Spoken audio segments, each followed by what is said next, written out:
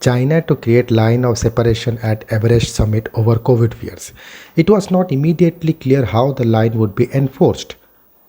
China will set up a line of separation at the summit of Mount Everest to prevent the mingling of climbers from COVID hit Nepal and those ascending from the Tibetan side as a precautionary measure, Chinese state media reported on Sunday. Everest base camp on the Nepalese side has been hit by coronavirus cases since late April. The Nepalese government starved of tourism revenue has yet to cancel the spring climbing season, usually from April to early June before the monsoon rains.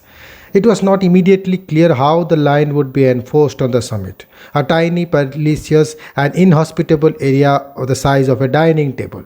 A small team of Tibetan climbing guides will ascend Everest and set up line of separation at the summit to stop any contact between mountaineers from both sides of the peak, Xinhua news agency reported, citing the head of Tibet's sports bureau.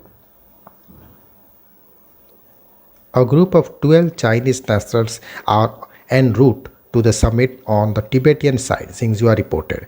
The Tibetan guide will set up the separation line ahead of their arrival, the state-run news agency said, without describing what the line would look like. It was also unclear whether the Tibetan guides would be the ones enforcing the separation or whether they would remain in the so-called dead zone where many lives have been lost due to dearth of oxygen to hold the line.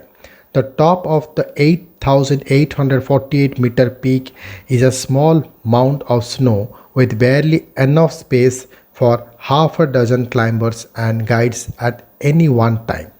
China has not allowed any foreign climbers to ascend from the Tibetan side since the outbreak of the new coronavirus last year due to infection concerns. Tourists in the Everest scenic area in Tibet are also banned from visiting the base camp on the Tibetan side. Mainland China on Sunday reported 12 new COVID-19 cases on May 8, all of which involved travelers arriving from overseas, up from a 7 a day earlier. Nepal reported 9,023 new cases on Friday, the country's biggest one-day increase. Thank you.